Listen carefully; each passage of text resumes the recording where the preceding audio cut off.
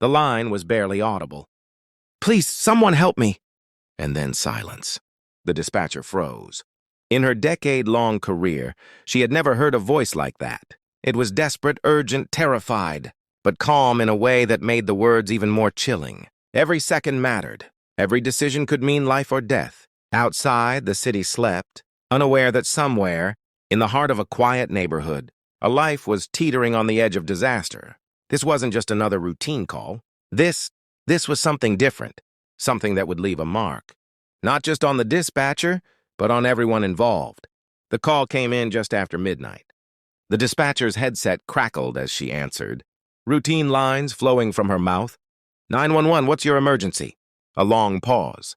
Then the faint, trembling voice. I don't know if they'll find me in time. The dispatcher adjusted the volume, trying to make sense of the muffled sound. She could hear something moving in the background. Footsteps? A door opening and closing? Or was it something else entirely? The voice became clearer. Every word deliberate, careful. It told a story, but only fragments. I didn't think it would come to this. I just need someone to know. There was no yelling, no screaming. Just a quiet, restrained panic that made the hairs on the dispatcher's arms stand on end. Back at the dispatcher's desk, the room was silent except for the hum of computers. She typed rapidly, logging the call, her eyes flicking between multiple screens. Every second felt like an hour. On the other end, the caller moved through a house, footsteps echoing softly. A child's toy rattled. A dog barked in the distance. The tension was unbearable. They're coming. I don't know how long I have, the voice said. And then almost a whisper, please hurry. Outside, sirens were still minutes away. But in that moment, time stretched. Every heartbeat counted. Every choice could tip the balance between survival and disaster. And then the line went dead. Silence, absolute silence. The dispatcher's heart raced. She hit the call button again, but the line was dead. She tried every protocol. Tracing the number, calling back, alerting the nearest units. Nothing. Minutes felt like an eternity. But then a faint crackle on the line. A single word almost lost in static. Help! It was enough.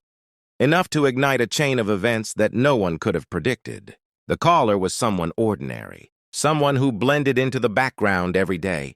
But that night something extraordinary happened. A life that seemed routine, mundane, and forgettable would become the epicenter of a story that would grip an entire city. We don't know the full story yet. The truth is hidden in fragments. A door slammed.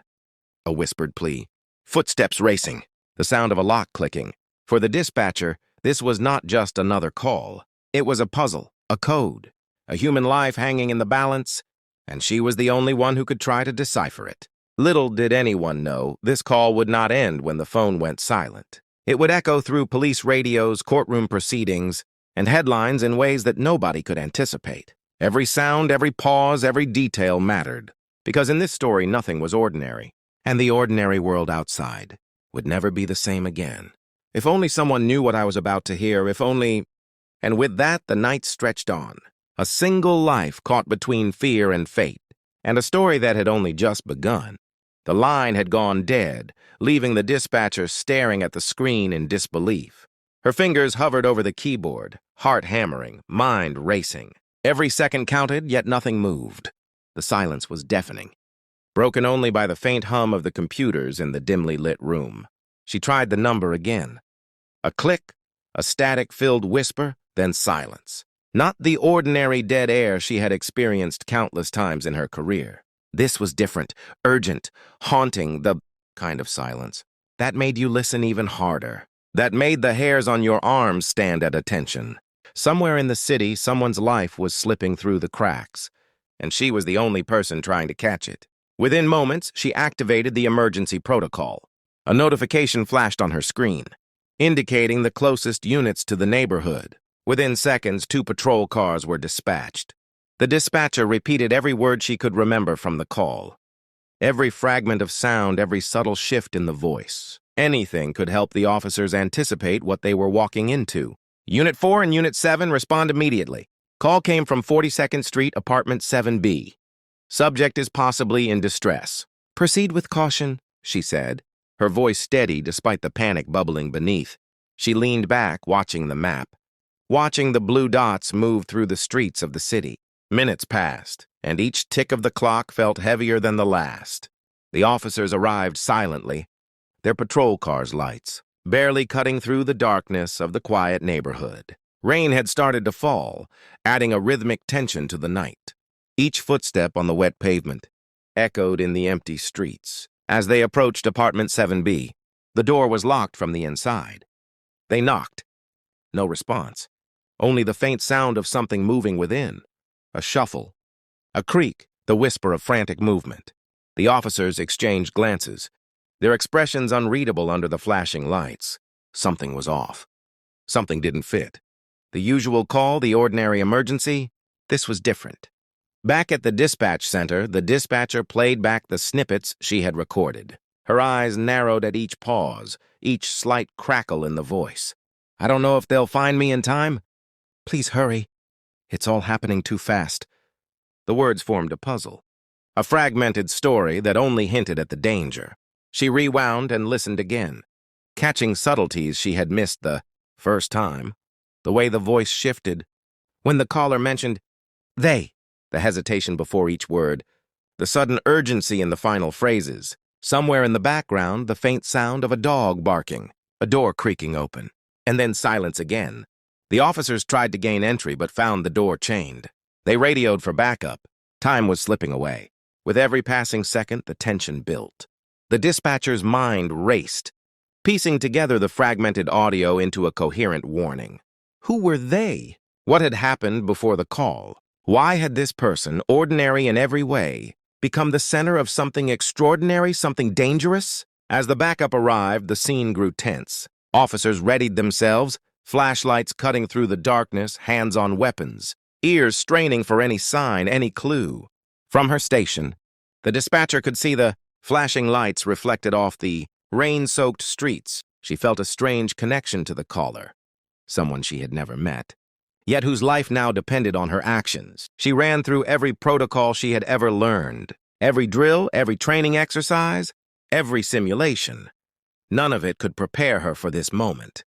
She had only the fragments of a voice, the urgency, the fear, and the hope that someone, somewhere, would act fast enough to save a life. Inside the apartment, officers noticed signs of struggle, scattered papers, a tipped-over chair, faint footprints on the wet floor leading to the balcony.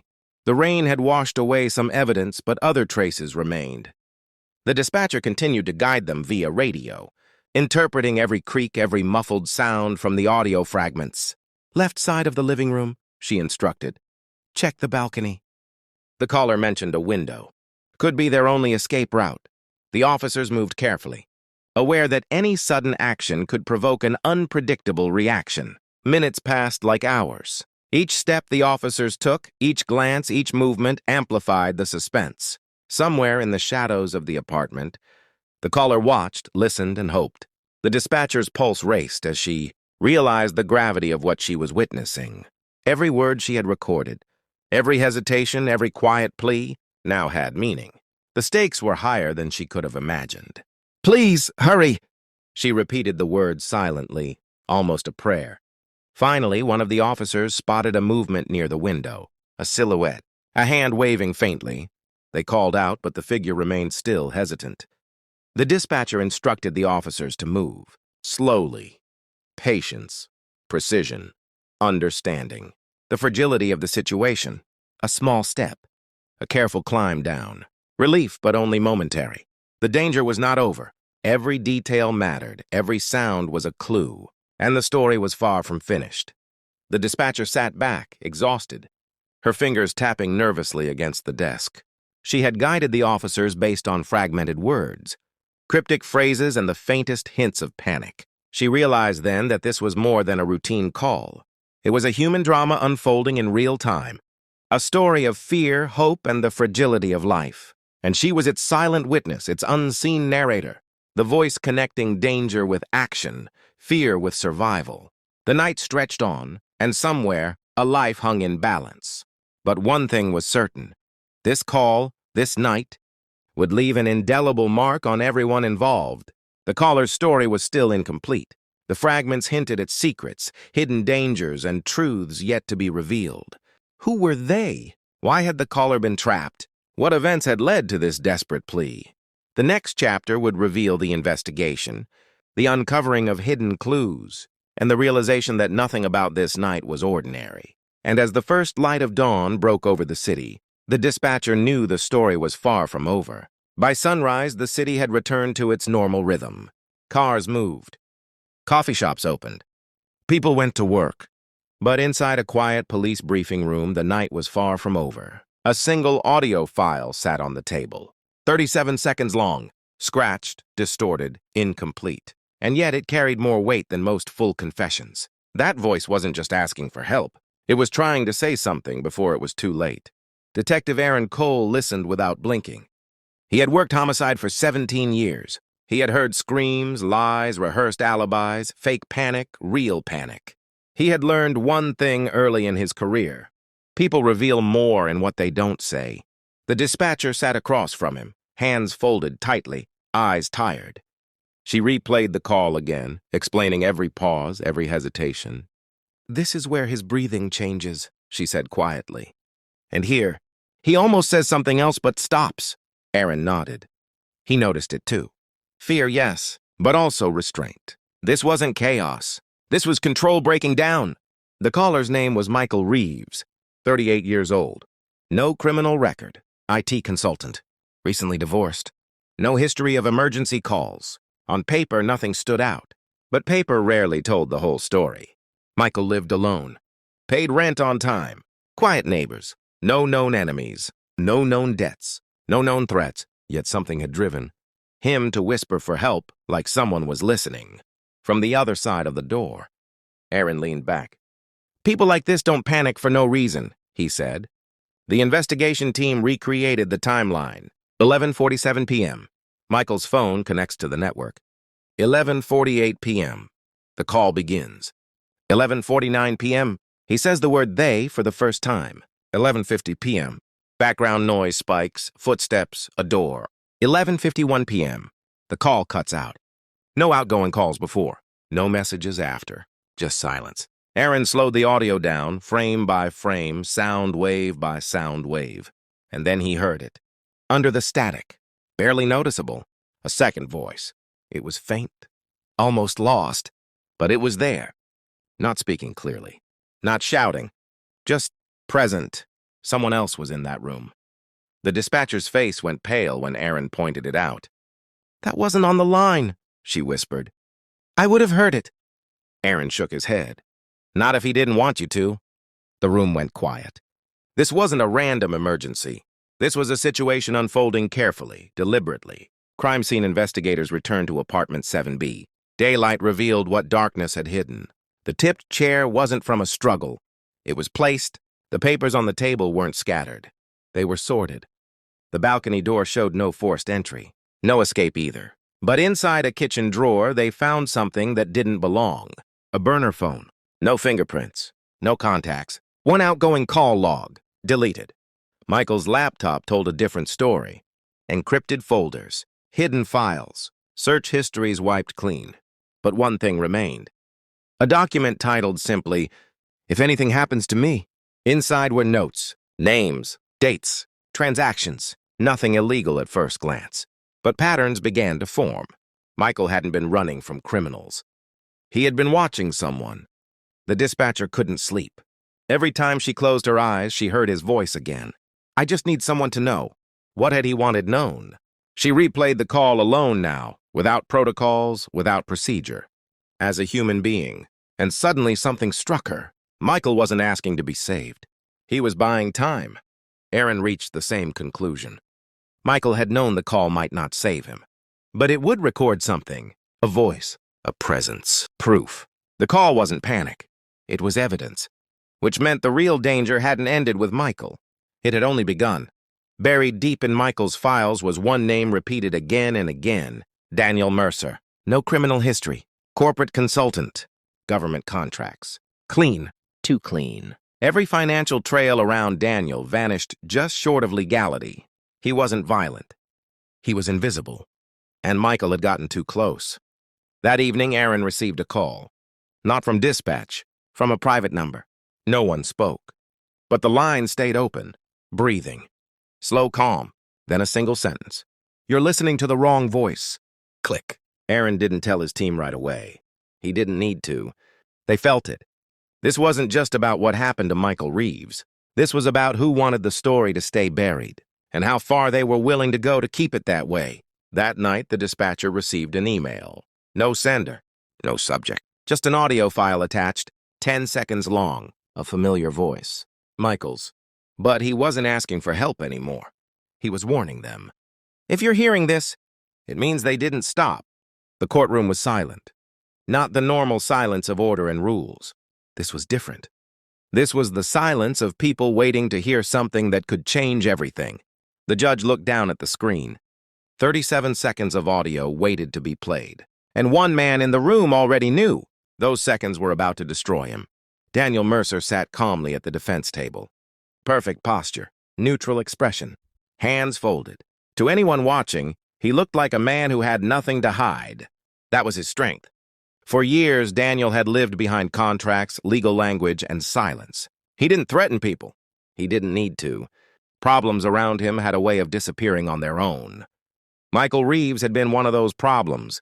Until the call, the prosecution didn't start with accusations. They started with context. Michael Reeves was not a victim of random violence. He was a witness who realized too late that knowledge was dangerous. He had been tracking financial inconsistencies, connected to government-backed tech contracts. On paper, everything was legal. In reality, money moved through people, not systems. And Daniel Mercer sat at the center of it. But there was no physical proof, only a voice. When the dispatcher took the stand, she didn't look at Daniel. She looked at the microphone. Her hands trembled slightly as she adjusted it. "I've taken thousands of emergency calls," she said. "But this one was different."